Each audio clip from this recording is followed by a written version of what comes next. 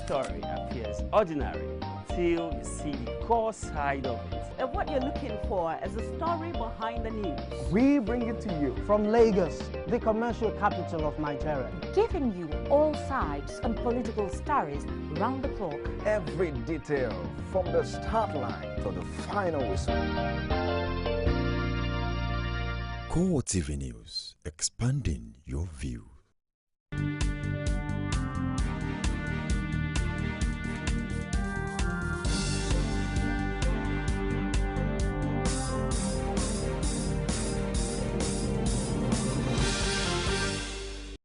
Thanks for joining us at this hour on CoreTV News. I am Nifemi Okuntoye. After a one-month-long negotiation facilitated by Chad, Nigeria has agreed a ceasefire with Boko Haram. The deal, according to the Nigerian authorities, would also ensure the release of all 219 schoolgirls abducted more than 6 months ago by the insurgents. Coordinator of the National Information Center, Michael Mary, disclosed this at a news conference in Abuja. Terrorists indicated their desire and willingness for peace and to discuss and resolve all associated issues. They also assured that the schoolgirls and all other people in their captivity are alive and well. Already, the terrorists have announced a ceasefire in furtherance of their desire for peace. In this regard, the government of Nigeria has, in a similar vein, declared a ceasefire. Finally, this is to assure Nigerians that the greater goal of this process is to ensure the return of normalcy in the land, especially in parts of the country troubled by activities of terrorists. President Jonathan's commitment to peace and security in Nigeria and indeed in all parts of the world has been the driving force of all engagements and measures taken this far on the war against terror since it began in our country. Meanwhile, Nigeria's military authorities have directed troops to comply with the ceasefire deal with the insurgent group. Chief of Defense Staff Alex Bade says he has already passed on the order to service chiefs.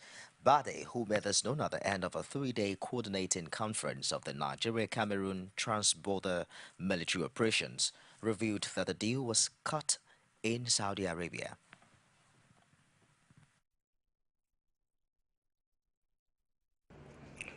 My very good friend from Cameroon and all your members of your delegation. Look, you can interpret. Okay. Mon cher ami du Cameroun et ses délégations. I once again want to thank you on behalf of Armed Forces of Nigeria. Je vais vous remercier au nom de l'état-major du Nigeria for accepting to come over to Abuja to come and discuss this all important matter. Pour avoir accepté de venir à Abuja pour discuter cet sujet vraiment important. But without any prejudice to the outcome of our 3 days interaction, mais sans considérer ce qu'on avait déjà discuté dans 3 jours. And the conclusion of this forum, et en conclusion, I wish to inform this audience, je vais informer tout le monde that a ceasefire agreement has been concluded between the federal government of Nigeria and Al-Sunnah Lidawa wal Jihad.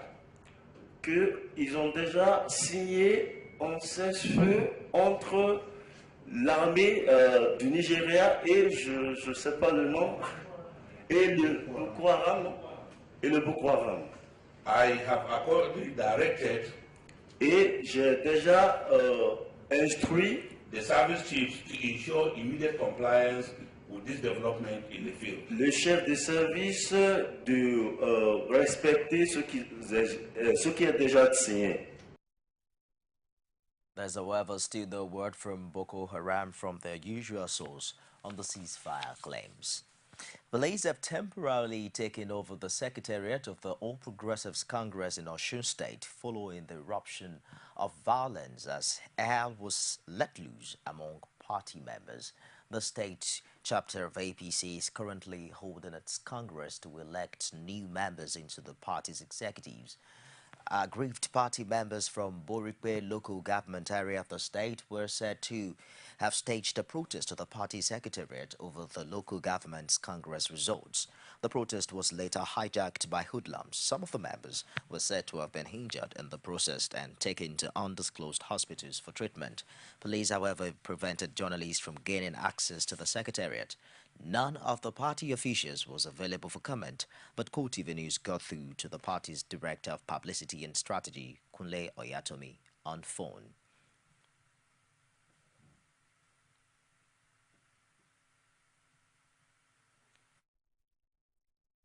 So I was saying that they came in to protest the non-inclusive of some people in the list. Their leaders came to submit. You know, as you are aware, we just had a Congress at the world and local government level. So they came to protest. And in coming in, some hoodlums who are not members of the party and who we didn't know from nowhere, they themselves actually disowned these people. So they came and then began to, create something which the intervention of the police put a check to quickly. And this was done as a result of the fact that before their arrival, we had the policemen on standby in that place. Not because of them, we have been having them around since the Congress started. So we believe that they have freedom to protest because this is democracy. And as a matter of fact, the protest was quickly settled. The differences was quickly settled.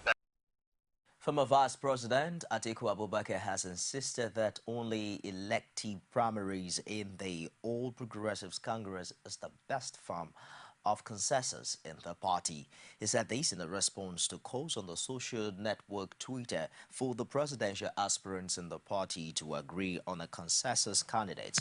According to his Twitter post, calling for a consensus is not necessary because APC is committed to holding free and fair primaries.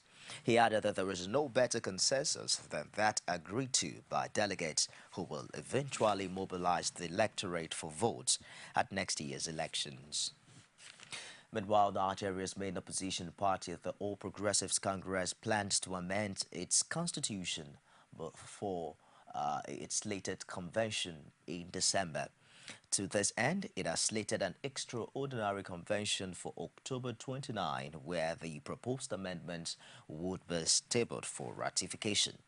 National Publicity Secretary of the party, Lai Mohammed, disclosed this at a press briefing on the outcome of APC's National Executive Council meeting on Friday.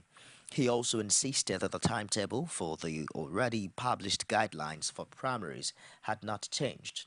Reacting to reports that the APC members were the main campaigners in the Bring Back Our Girls campaign, the party spokesman said the party executive was not aware of that. He argued that members of the group were free to be sympathetic to the cause, but maintained that APC is not bankrolling the protest movement to discredit the Jonathan administration. With the swearing-in of the newly elected governor of Ekiti State, Ayodele Fayose, PDP-controlled states in the southwest is now 2, short of Osun State, retained by the APC. Election will be due in other states of the region, however, in 2015. Now, the PDP in the southwest is, however, boasting of sweeping the entire southwest, including Lagos, come 2015.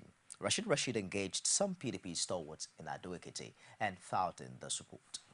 Barely 24 hours after the fall of the APC government in Ekiti State, the once ever loyal APC House of Assembly members have started singing new political songs as 6 of them decamped to the PDP, with more said to be expected.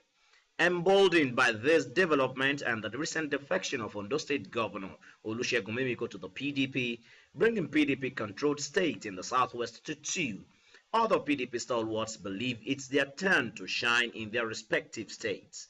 Though Osun State election was won by the APC, the PDP is still hopeful of victory at the tribunal. Court to determine all these things, but obviously I think that there must be a nexus between the two. We hope that justice is done and that the election, is declared as being null and void.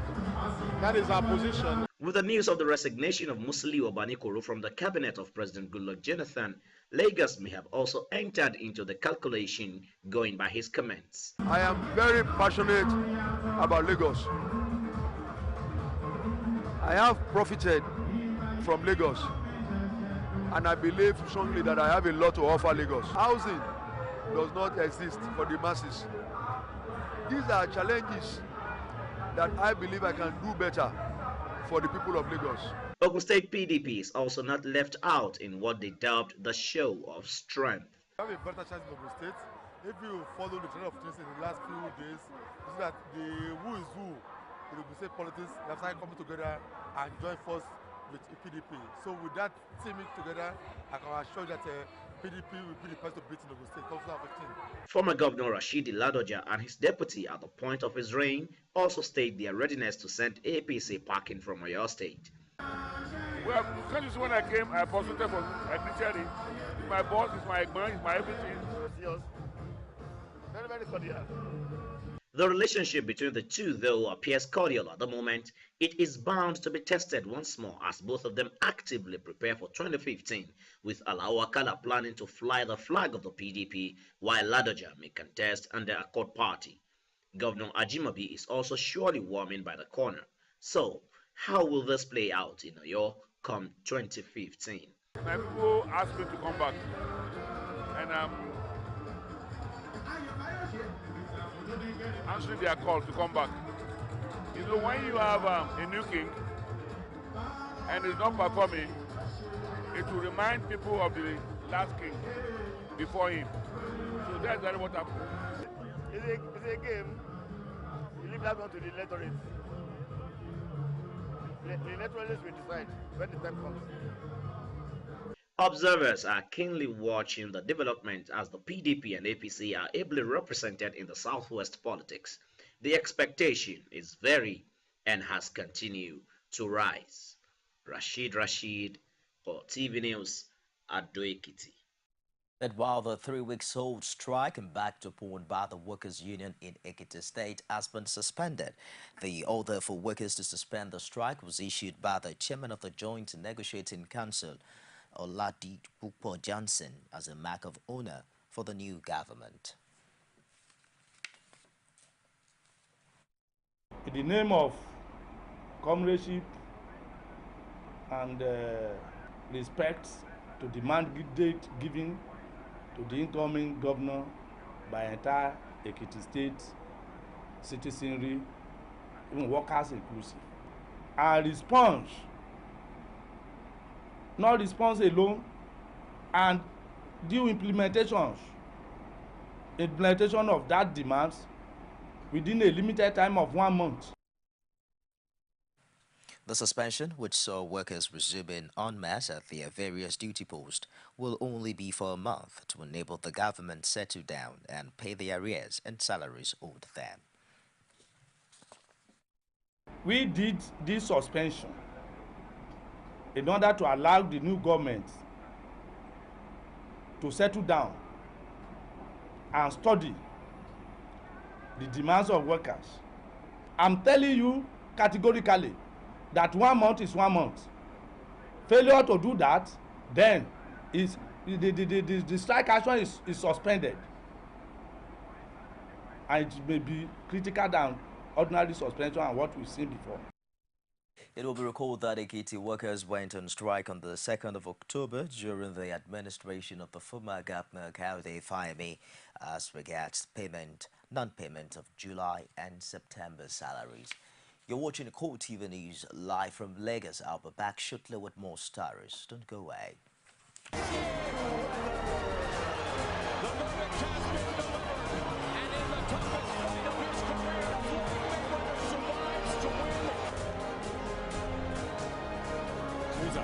Torschütze zum zwischenzeitlichen Einsatz. Semenike schickt Musa, da ist Ahmed Musa und da ist der Ausgleich.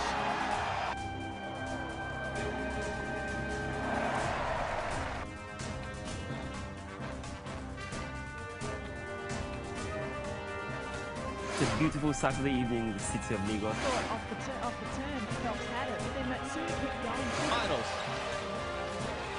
5 to shoot. Leonard does.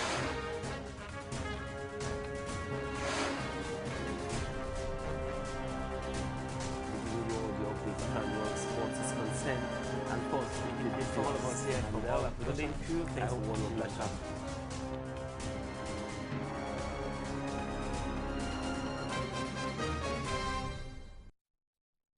Thanks for joining us again. For more updates on the news, you can visit any of our social media platforms. On Facebook, it's facebook.com/CoreTV News. And our Twitter handle @CoreTV News NJ. As well as on YouTube at youtube.com/CoreTV for displays and news. Immunity clause enjoyed by top Nigerian political leaders, especially the president, the vice president, as well as governors and their deputies, has again come under scrutiny. Speaking against the backdrop of rising corruption on the part of public office holders, two chieftains of the Yoruba Unity Forum, Anthony Adefuye and Olawale Okune, advocate for the total removal of the immunity clause. They also agreed that easing the clause out of the Nigerian constitution will gradually pave way for a corruption-free society. Our major problems in Nigeria today is corruption. And we need to do something urgently to arrest this corruption. And this corruption is from the top. It's from the top. There is no doubt about it. The immunity clause was protecting corruption. And therefore, we decided at the conference to remove this immunity clause. At least people will now have the fear of God and the fear of man when they are doing anything, either in the State House or in Aso Rock, before they do it. Because they know that the people are now very, very aware and could take them to court. We have a political culture that is developed. You could say remove it. But however, I'm not neither here nor there on this matter. What's essential for me is restructuring Nigeria first. The moment you are able to restructure it for the people to own their country through a people's constitution, all those will not matter. But I think again that we must begin to query some of the pillars sustaining corruption, and that is immunity. They spoke on the sideline of the recent general meeting of the Yoruba Unity Forum in Ikenne, Ogun State. An Ikeja High Court in Lagos on Friday upheld the ban on the wearing of Muslim headscarf, otherwise known as hijab, in public primary and secondary schools in the state. Justice Bodupe Onyebo dismissed the suit instituted against the Lagos state government by two 12-year-old girls under the ages of the Muslim Students of Nigeria, Lagos State Area Unit.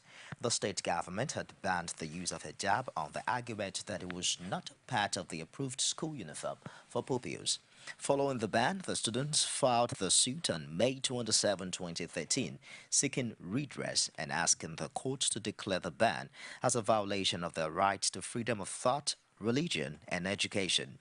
In her judgment, Onyebo held that the prohibition of the wearing of hijab over school uniforms within and outside the premises of public schools was not discriminatory. According to her, the ban does not violate sections 38 and 42 of the 1999 Constitution, as claimed by the plaintiffs.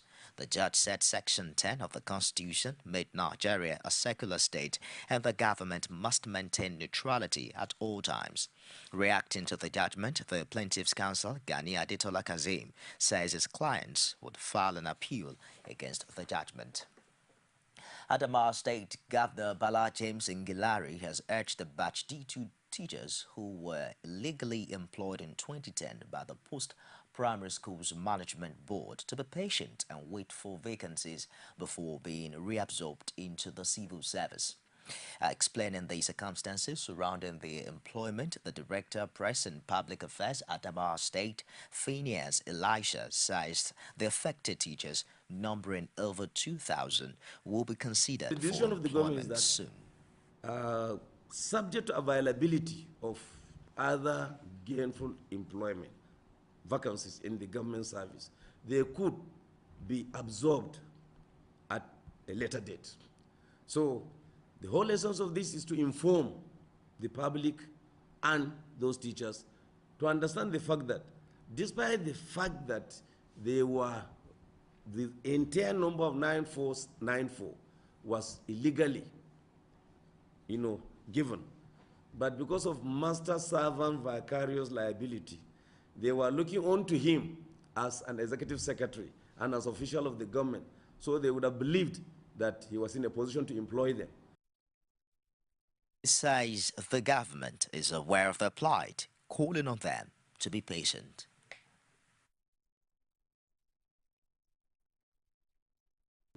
As these particular unemployed teachers to exercise patience, because we cannot mortgage the education of these peoples to just government bureaucracy and say, I was given a letter. No, the future of these primary school peoples is very, very important. And there is no way we can get unqualified people to impact knowledge that is not supposed to be impacted, because they themselves are not trained. So how can they train somebody? So that's the position. So I want them to appreciate the position of the government on this particular matter. Phineas also called on the people of Adamawa State to support the present administration in its efforts to move the state forward. We'll take another break now, and I'll be back with more. Don't go away.